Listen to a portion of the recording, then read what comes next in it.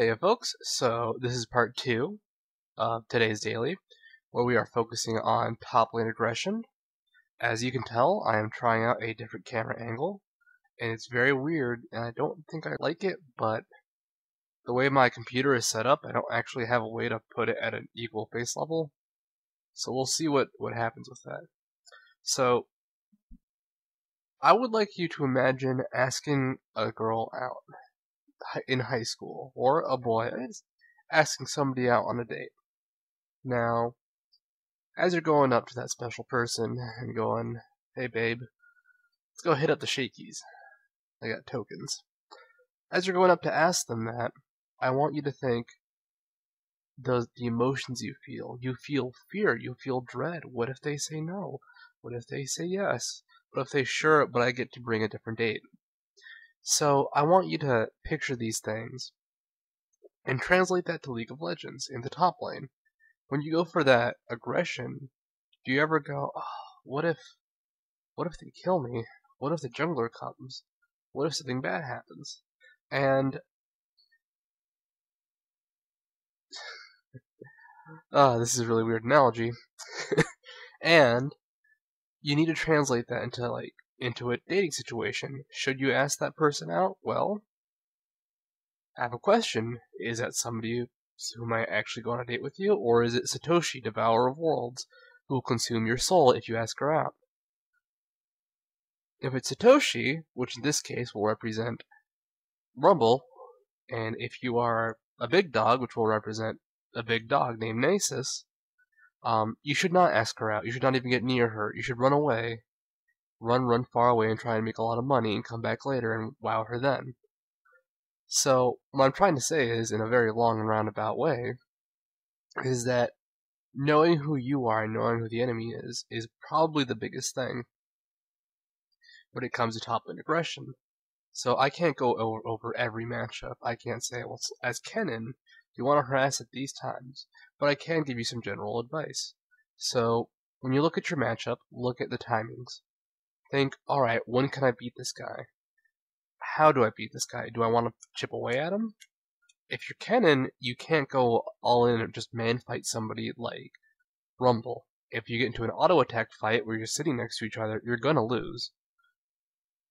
Kenan just throws out shurikens, Rumble beats him up with fire and overheated punches. However, if you play a keep away game, constantly back up and move around, you can beat him in the lane. You will have that advantage.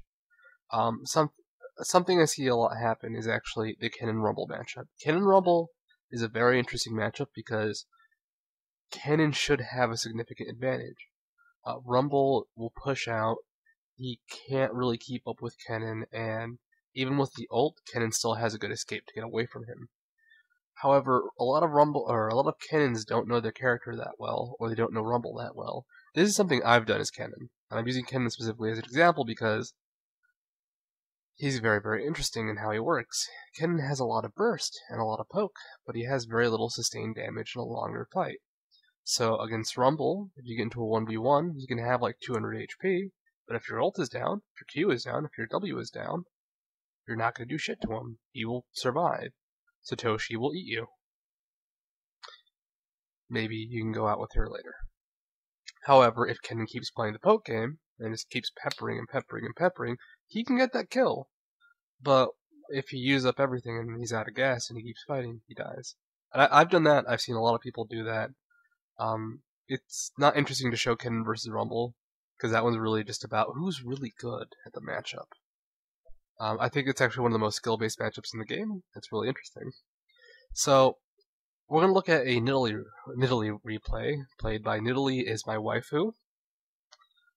He plays a lot of Nidalee, it turns out. So, Nidalee is my waifu is interesting, because he plays a lot of Nidalee, knows her well, and he focuses a lot on timing. Nidalee players are a very special breed because she's a very unique character. She's got really good auto attacks at earlier levels because of her attack speed buff. She's very, very mobile in the bushes, and when she reaches level 6, she's really hard to catch. But she still doesn't have massive amounts of damage. She can still be killed. She has a lot of weaknesses that people like to exploit. So we're going to look at that replay, and we're going to focus on timing in this match. Nidalee replays are actually not very interesting, but the counter to Rinson's fantastic Twitch game, where all he did was just bash his head into Gangplank 90% of the time, is that there will be games that won't be very exciting. Nidalee lanes are very, very passive. The other guys want to be aggressive, but she kind of cockblocks them by being Nidalee. So let's go into that replay. And I don't think I like this angle. It's weird. Maybe I should stand for this. No. Okay. Okay, step 1. Check the summoners. Nidalee has Exhaust Flash. Twitch has Exhaust Smite. Kenan has Flash Ignite. And Udyr has Flash Smite. The only exception or anything special there is that Exhaust Smite. So if Twitch goes for an early gank, they have an extra little bit of power. But Nidalee sucks at early ganks. All she can really do is provide the attack speed bonus. The spear is pretty weak early on, and most Nidalees don't get it till level 4. And traps and heal don't really do a lot. So I don't know if you saw that, by the way, but the Taric is Rinsent. He's back in a much less exciting role. But there's another Twitch in the game. It's really weird. So what Nidalee wants to do is time it. When I say timing, I mean she wants to attack at certain times. She wants to hit Kenan when he's at his tower, when he can't really respond. And once she hits 6, she can start applying pressure like crazy. Other timings include getting some sustain. She's going to build a Wriggles, and Wriggles is just really good on Nidalee. So once she gets that sustain, she can take some damage of her own. And overall, she can be aggressive and just deal damage. She's got a lot of armor penetration, which means later on she'll hit for quite a bit. Right now she hits pretty hard too, but she doesn't have any skills that do damage. They go for the Red Seal, a really good decision. With Nunu, Twitch, and Nidalee, you really should invade, just because you have a lot of wards to be defensive, or traps to be defensive.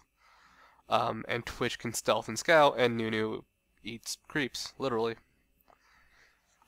So Twitch is actually going for a gank at this point, but Kenan is playing too defensively. This is a good idea on Kenan's part, because Twitch ganks early on make or break Twitch jungle. The Kenan really just wants to get pokes in when he can. However, he can't go for a very, very long fight against this Nidalee. Because of that heal, if he goes for long sustained fights, she'll just kind of heal up. But he can try and drain her mana, then push to the tower. He also has 4 pots versus Nidalee's 3 pots, so he actually has a lot of sustain against Nidalee right now. Her heal's pretty weak right now, and she doesn't have any AP to make it better, so... And I'm pretty sure she's running armor runes instead of mana regen. So Nidalee is aggressive in a very indirect way. She pushes to the tower. Now, this is very significant because a lot of people consider aggression to be attacking people and fighting them. But you can set people back in many different ways. In this case, pushing Kenan to the tower is actually really, really good against him. At early levels, Kenan is very weak to fighting at the tower, or killing creeps at the tower. His Q's got a relatively long cooldown. It's probably about 5 seconds right now. His E and W don't do a lot of damage. It won't clear the creep waves. And Nidalee is actually really safe herself because she's trapped those bushes, as I zoomed in there to show. And she moves really quickly in the bushes. You'll notice Nidalee is staying in the bushes, which is really, common, but she'll go as far as to last hit in the bushes, which is actually rare. People don't like to reveal their position. A fun little bush mechanic is that if you auto-attack in the bush, you are revealed. However, if you leave the bush, then come back to auto-attack, you will be invisible in the bush. Also, if you auto-attack in the bush, leave the bush, and come back in the bush, you are still visible. So, that sucks. What Nidalee has to worry about now is Udyr ganks. Kenan's got some damage on him. He can put down some hurt. But if she's close enough to her tower, that flash will just save her. She can also try playing a bush fight, but she doesn't have Cougar form yet. She can't jump. So Udyr goes for the gank right now, and she is just close enough to the tower. She actually comes pretty close to dying. If she'd been farther out, probably in the bushes, she would have died to that gank. She does not have any traps in the bushes. Going to criticize Nidalee for that. She's keeping herself very defensive with those top traps, but no river trap in the river bush is significant. If Udyr had to go around to gank her, she would have seen him coming and been much safer. Or he would have gone to the trap and she would have been safer again. So this is the big moment. Nidalee hits 6. Now she has a mana-free harass, mana-free creep pushing, and overall just really strong things that are mana-free. Nidalee with Cougar form is pretty amazing. Kenan does have an advantage in that he doesn't use mana either, so that's pretty good. However, Kenan went back to base, and every time an enemy goes back to base and comes back, you gotta check their items. You'll notice Kenan has 2 amplifying tomes. He just used his last potion right there, actually, and he has a vision ward. So Nidalee needs to tell the Twitch that there is a vision ward top, or that will be placed down, but most importantly, he does not have an amplifying tome. Or, not an amplifying tome, a Will of the Ancients, or a revolver. So, there's still no sustain on Kenan, and Nidalee doesn't really have a lot of sustain at this point either. She's low on mana, but now she can start pressuring him. And as long as she has that mana to heal, she's doing more damage now, can actually beat him back. And then the Wriggles purchase. The Wriggles is huge because it's gone from, well, we can kind of trade, to, well, now I can just go ahead and trade, and then I will always win. So something to note there is that Kenan is so scared of Nidalee right now because of Cougar form, that when she was gone, he was actually just hiding in the back, trying to CS with Shuriken. Which is pretty easy, so he probably did, but still, that shows how strong Nidalee is right now. I really like this ward, and I really like this action right here. She checks red to see if it had been done to steal it, if it was in the process of being done to kill the jungler, or if it was, gone. It happened to be gone, but if she'd gone for a steal, she would have just been able to destroy Kenan. Like, he would have to leave the lane until that red buff was gone, or get neuter gank. So she's level 8 right now. She has a ton of CS, beating Kenan right now in CS. So this aggression has all been very, very indirect, because Nidalee is not very good at direct aggression. 20 CS difference right there. There is a big creep wave, so you can catch up with a bit of that, but still. So Kenan is now pressuring her quite a bit. He has his revolver, he has his sustain, but the sustained damage from Nidalee is just too much. And here is just a funny looking fight. Rinsit goes down, rest in peace, Rinsit. You died for your team. So she's gone from being very passive to being very, very aggressive. It's all in the timing. She can also be extra strong right now because she knows Udyr is dead. She knows Vayne is dead, so some weird Udyr Vayne gank isn't going to happen. And I just like that she's gone from this super defensive position just trying to kill Kenan as much as possible. She's getting in those pokes. He doesn't have a lot of armor because he wasn't expecting to go against Nidalee. So she's just abusing his low armor and squishiness. Kenan's trying his damnedest to hurt her too, but right now she's at full health, half mana. And she's only at half mana because she's healing up, because she's going extra strong on Kenan. Like, she took a tower shot there, and she still came out way ahead in that trade. However, Nidalee knows that Kenan's sustain is not super strong right now. He doesn't have a Woda, he doesn't have the awesome sustain yet. And his cooldowns are still kind of high. He doesn't have a 3-second shuriken yet.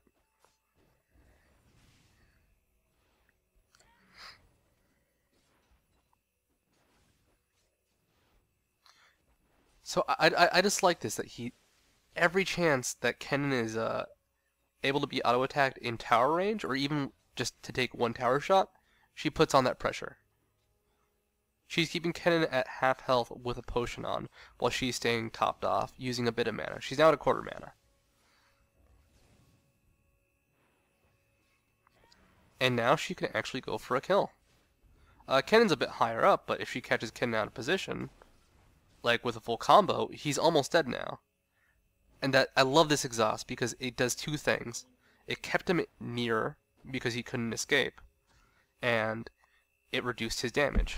And that's really a problem Kenan has. Once he's out of damage, he's gone. So not a whole lot happens in the rest of this laning. Nidalee just kind of trashed Kenan. It was very odd because it really was just very passive play, very indirect ways to harass him. And then she just kind of asked him out. She went to the gym, learned ancient martial arts, and then asked out Satoshi, Eater of Worlds. Now, this is what I talked about in Rinsen's game, catching creeps. She's catching the creep wave right now. There are a lot of concepts like catching, such as freezing lanes, where you tank the creep wave so it doesn't push to the tower and you keep killing your own creeps. It's a very indirect form of denying. There's lots of concepts like that when it comes to laning that I'll address in a different video. So at this point, I just want to show off just her good catching. Kenan's up there top farming, and she goes back, and what does she do? Catches a creep wave. And she's so strong right now that Kenan's just harassing her, and he doesn't care. His damage is actually pretty high. She got pretty low, but he wiped out that creep wave without a problem. So that was the end of that replay, and let's go to conclusions. So this is a third angle. I don't know if I like it because to look at my computer screen I have to do this. But that's a different thing. So in that last replay I just wanted to show off a more indirect form of harassing. So something I've discovered is getting replays is really, really hard. Because not everybody runs League Recorder or Low Replay, and people don't like to share replays a lot of the time. Actually, I was trying to find replays of people failing in the lane and how they could recover, but those are really hard to find because no one wants to show off their bad games. Anyhow, so I just wanted to show off those two forms of aggression. This is still a very, very intro-ish and splashish of Studio look at the top lane. On Friday, I'm going to cover the AP mid, and on Monday, I'm going to cover the jungle. Then I'm going to start going into very, very specific ideas. Such things will include looking at team fights, because people don't understand what to do in team fights quite a bit. It's very hard to understand because it's so fast-paced, and there's 10 dudes who are just doing everything they can to kill 5 other dudes, and then help 5 other dudes, and there are dudes everywhere. So, back to that Twitch and Nidalee game, though. Or Twitch game and Nidalee game. The Twitch was a case of extreme aggression, knowing your character and knowing that you need to get kills. The Nidalee game would be the exact opposite. It was a game of extreme passiveness because Nidalee's ramp-up time was level 6, while Twitch's was level 1. So those are just two kind of counteracting games. Both were very effective, both featured Rinsen. And the strength in the top lane aggression comes from multiple things. It comes from knowing your matchup.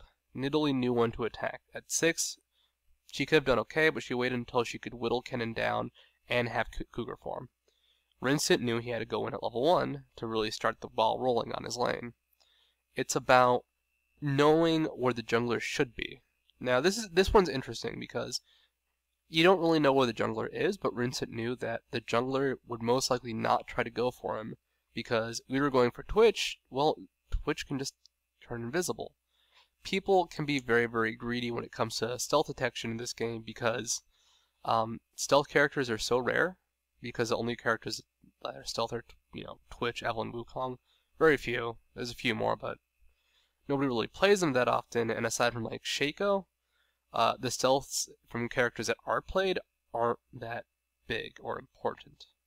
So people are very finicky about detection. So nobody's going to gank Twitch. Counterpoint, Nidalee is super hard to gank early on and later on because she moves so goddamn fucking fast. Oh my fucking god. I've had a lot of trouble with Nidalee's before. So she knew that they weren't going to gank her. A quick comment about why in tournament play you see passive laning is because people expect ganks. People expect the bad things will happen. So you see a lot of Irelias because Irelia is relatively safe, and it's hard to gank her. You also don't expect a lot of aggression out of her early, so it's less integral that you gank her and keep her down, even though you need to kill her to keep her down and farm. Counterpoint, Rumble is the exact opposite, but if you put Rumble against someone like Irelia, you're going to send the jungler top because Irelia needs to win her lane. It's a weird balance, it's a weird metagame that revolves around strategies where you don't want to risk anything but want to win the game super hard anyways. And tournament strategies are very, very unique and something I could talk about later. So final thoughts, well, I'm going to keep trying. I actually really like the second part of this a lot more than the first part, just because of my analogy with Satoshi, the Eater of Souls, who just wants to kiss you when you ask her out.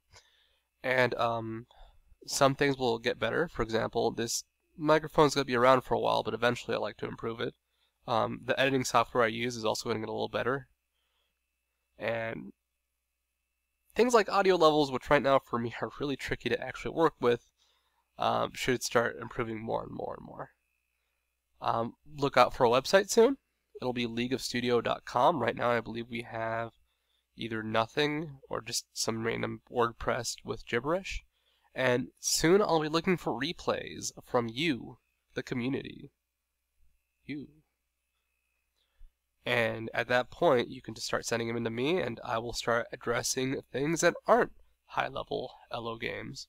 Because as much fun as it is to see how a 2,100 player deals with a Kenan, you really need to see what every level deals like, especially if you're trying to improve yourself. My advice to you may not be as sound as looking through a game. And one final closing thought. The next time you play aggressive in the top lane, think of what you're doing. Think of what your enemy wants to do. If you don't know what the enemy champion can do, learn it. If you are against a Wukong and you don't know Wukong's burst, learn it.